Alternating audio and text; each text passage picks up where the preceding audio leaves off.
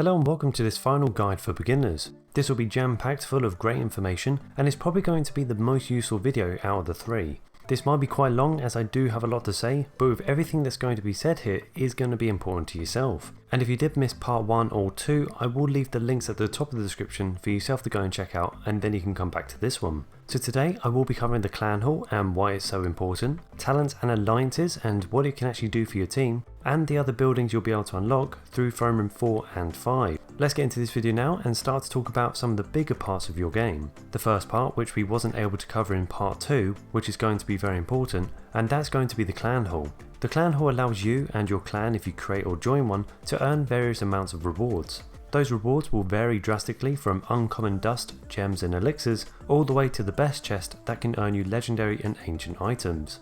So this will be a great time to find a clan and start helping them earn towards these chests. Do note that it's not easy getting to the 4.5 million chest without a good clan, and most likely they will expect you to pull your weight. So maybe start off with a clan that can get anywhere between the 400k and 1.5 million chests for now, as their requirements for you will be generally a lot less, and you can still get some nice upgrades for your squad in the beginning. This will be a great time to point out that we are accepting new players as well, no matter when you see this video. And right now we don't have many spaces, but always keep an eye out and join when places open up. And as for ourselves, we always get the 1.5 million chest, so you can always be looking to receive some nice rewards if you can help us out enough. Now whether you join this clan, create your own or find your own one, it could be worth watching this video first that I made a while ago, as this does cover all the positives and negatives of creating and joining a clan, so this can help make your decision easier by knowing all the facts to begin with. Now let's say you're in a clan, how can you actually help to earn these chests? Well, you can earn blue stars which help you earn towards these chests by doing a few different things. You can do arenas, and that's nothing new to yourself. You can also do PvPs, and again that's something you know. But what you can also do now is actually join clan battles that happen every 6 hours, and you get 2 hours before that to join in. Now these will take some getting used to, but the idea is no matter how weak you are, you will be helping other players out if you go before them. So make sure you do deploy at the top of any waypoint if you do think you're one of the weakest in the clan.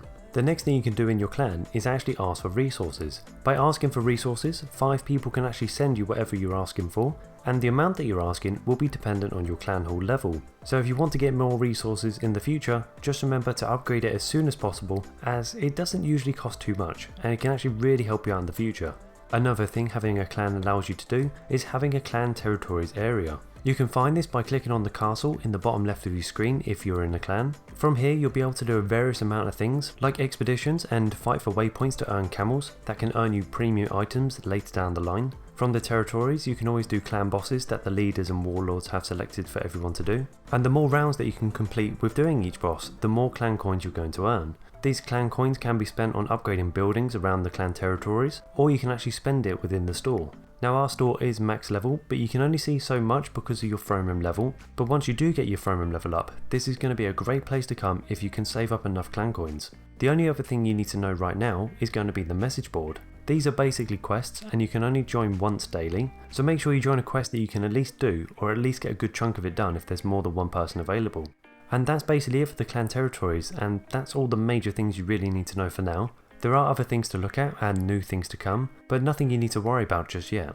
The next part I wanted to talk about was your talents and alliances. This is what your future squad is going to rely on and is going to be something worth taking note on. Again, I have a full pack guide on this topic, so you can click on this link here and come back to this video later, but for now I'm just going to breeze through this, as you can watch that full guide if you want to know everything.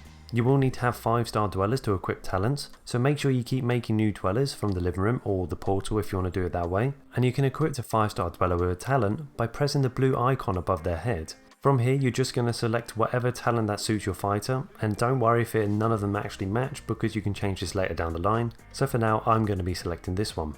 Once you have a few people with talents that are in your barracks, what you're going to do now is actually head to your barracks and then select alliances. And from there you can actually select the management tab in the top right to see what alliances you can use right now. And remember to hit that like button to show me that you're enjoying this video so far, or at least have learned something that you didn't already know. From here we can move on to the last big thing of this throne room, and that's the magic workshop. Even though this might not seem great to begin with, but once you can actually upgrade your spells, these are going to work amazingly for you. But for now this might be something you just want to use on the Lighthouse or gem base, but just don't expect to see a massive difference as of right now. As a quick tip, I only use the Lion Spirit and Cliff's Totem on my main account, so this could be a good idea for yourself to focus on those because I know they actually work. and I wouldn't waste your mana on making the magic orb spell, as it might be good to start with, but it definitely falls off later in the game. And lastly, with the magic workshop, when you're making spells, it can be a good idea to actually add dwellers into the room to speed up the process. After this, there isn't a whole lot left to discuss, so we're going to move on now to upgrading our throne room once again, and to save time I've actually already done this part. With the upgrade to throne room 5, we have now unlocked the Lighthouse. Again, I have a full guide here which explains everything you need to know, but basically by doing fights you can earn chests that contain things called elixirs, which are basically points that you can add to your fighters for mana. Once you earn your chest through the Lighthouse and open them, you can click on the fighter you want to add the points to and select evolution, and this was called development but they've actually changed that. From here you can add whatever elixirs you want, even ancients, but this all does come for a cost of mana. So for example, I've already added 2100 health to my main tank and still have plenty more headroom. So as you can see, this can add a nice healthy bonus to the right people. So choose who you want to focus on from your squad and start doing the Lighthouse to improve your fighters in another way. And make sure you also get subscribed if you haven't already, as I'll cover all future events on how to get the best items possible and guides like this for upcoming changes to the game and a guide for people of intermediate level. Now Throne Room 5 is more for training people up, and this also includes people around your castle, such as your cooks in the kitchen, your treasurers in the mint, and your alchemist in the laboratory. This will not only improve on what they can wear, but with each level they can also gain more resources just as a base standard. So this will be one of the first things you're going to want to start spending your resources on and get people training. Now we've talked briefly on the magic workshop and making spells, but now we have the ability to improve them at Throne Room level 5 with the magic lab. You can upgrade the magic lab to upgrade more options and further, but for now you'll only be able to upgrade between these two here. Unfortunately, it does cost a lot of mana at this throne room level, but this will be definitely worth it after only a few upgrades. And if you're short on mana, just wait to train up your alchemists first to allow them to hold better gear, and then that way you'll be earning your mana quicker.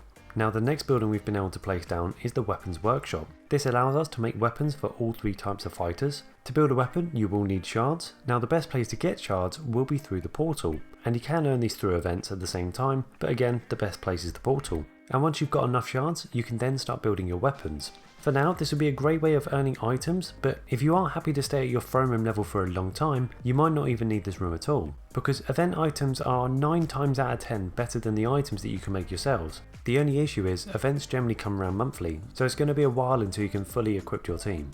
With this new throne room level, we can also now add another living room. This room will allow us to not only have more dwellers in the castle, but it will also allow you to actually change your setup of how you do your living room. And what I mean by this is you can have your highest starred male in the actual room, and then put your highest 3 next females in there with them. And the best thing you can do this is actually do this overnight, and then this way when you come back in the morning you should have 3 people pregnant and ready to start the process again. And in the next throne room level, level 6, you'll be able to upgrade both of the rooms to increase the amount of dwellers you can have inside your castle.